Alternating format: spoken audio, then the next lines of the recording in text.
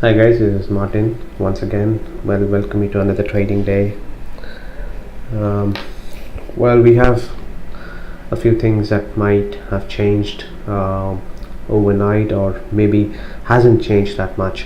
We had Donald Trump meeting the representative from the European Union regarding the tariffs. Donald Trump was threatening to impose auto tariffs, and European Union have tried to soothe much of the nerves with that meeting with Donald Trump. And the press conference was high on drama, but it was less on details.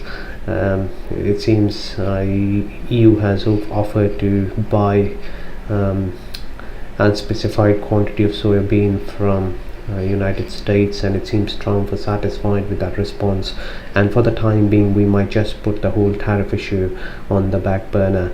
And as the press conference itself was very positive, and this is the chart of the Euro USD on the 5 minute. This is when the press conference happened, and it burst higher a little bit, and we haven't seen any follow through, which is what we are suspecting. And we have always suspected that euro is extremely weak, even though it is rallying a little bit against the dollar. So there's no follow through here, no follow through, again dipping back, and the key level to break below would be 1.1715, and once we see that going down, we'll wait for a little while before we put the trades back on, the ones that we got closed at 1.1720. As you know, I'll go to closest trades when it sees the trades have crossed a certain threshold, and this was a threshold, and it closed them in the expectation that it would go to 1.1820. But if it doesn't, and it comes back below those levels of stop outs, it will put the trades back on. And this times I don't see the trades being closed at 1.16, because this was the biggest risk to the euro dollar pair. If the deal was announced and it was a game changer, we could have gone to 1.19. That's not happening, and therefore I suspect when the trades are put back on, we are going to see a continuation down. As you know, this chart hasn't changed much. This is the trend line. It's still down, even though it is sticking to this line for quite some time. But we don't see the trend having changed, not before some serious downside, possibly this level here at 1.1390, 1.1350, which is the oversold, and then possibly we can think about going long, but even then it'll be extremely dangerous, because we need to assess the situation at that point of time. Dollar would have broken above 96, which is a very key level, so for the time being there isn't much upside here for the euro dollar, and the algo 2 hasn't seen any continuation, even though it did close some of those trades for minor losses, but we'll put it back on once the trade dips into below the levels of the press conference, and then we should see an acceleration down. It is today's ECB, that's another problem, because we do not like to trade too much on such days. Draghi is up, and the last time Draghi spoke we had 200 or 300 pip fall. We don't see any difference this time. This is the Draghi of last time. We haven't seen the highs of when Draghi spoke last time, which is 1.1855, and that level's been gone. And this kind of move, it's rare for this not to continue down. So we really think that today could be the day. Tomorrow is advanced GDP from the United States, and watch the PCI number, the inflation number within the GDP. If that expands, our suspicions about extreme inflation is going to be true in the United States. The bond market yields in the 10-year, as you know, has been rising. If you look at the 10-year, it's 2.971. The last time the dollar broke out was in April, and that happened when the dollar and the yield had just gone about 2.86, and then it started to rise. So we're at those levels when the dollar started to rally last time. We're just there. Push higher here means it will take the dollar along with it. When yields normally go up and there's high expectations of inflation, and it's Friday numbers that will really prove that there is inflation coming in the United States of America. That the bond market is to be believed, there is some big numbers that are approaching on Friday. It's coming back to the euro dollar.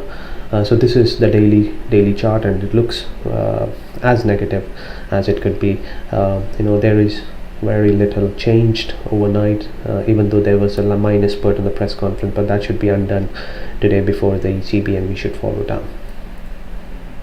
That's a euro dollar. We look at the dollar index. Now this has broken below the uptrend line.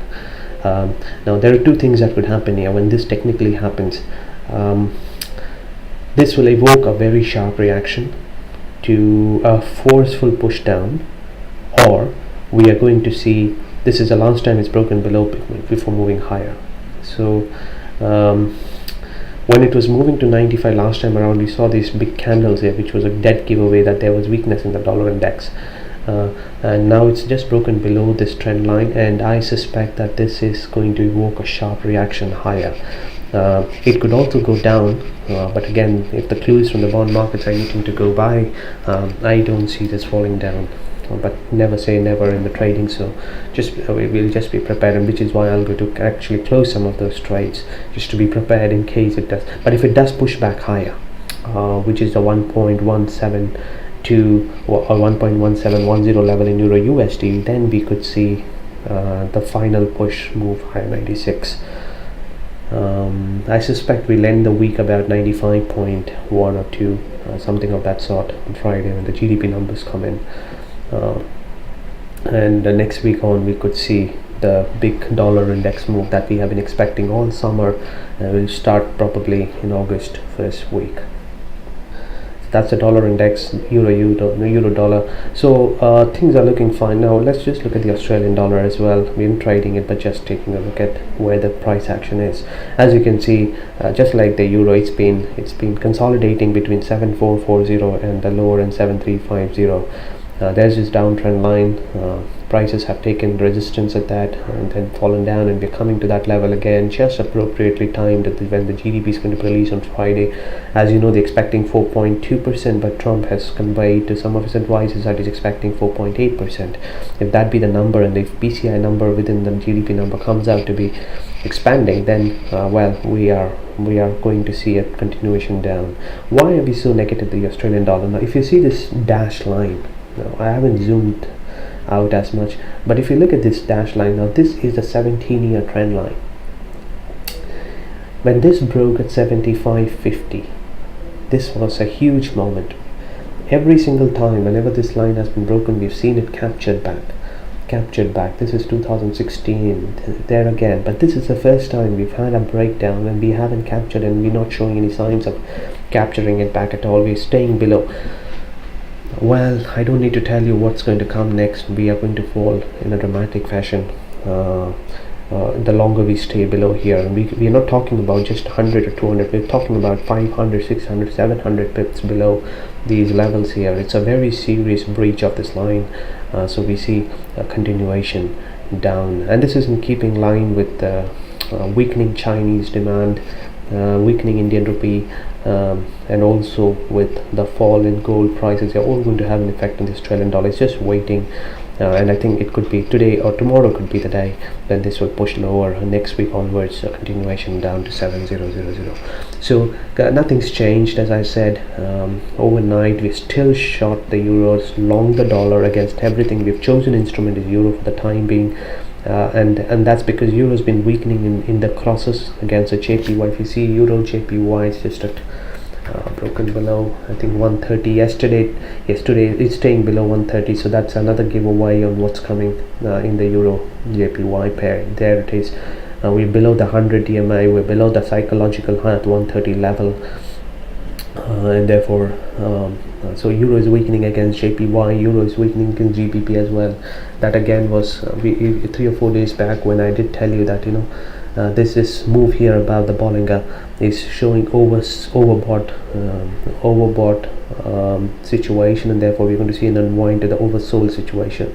Whenever prices go above the upper Bollinger and then dips back below, we have 3 closes below that, then it suggests that we are going to fall quite sharply. So that's going to happen. So euro GBP and euro JPY, both the crosses, big demand, big supply, and big volume pairs are suggesting the weakness in euro. It hasn't come about in the euro dollar, but that's just a matter of time. So stay short. We did close about a few lots in the, and we'll be looking to put it back on as and when the algo puts it back. So we'll just keep it to that today, and today's a ECB conference, and more to be updated today we'll do, or probably tomorrow, or over the weekend as well. So thank you for tuning in. Best of luck with your trading.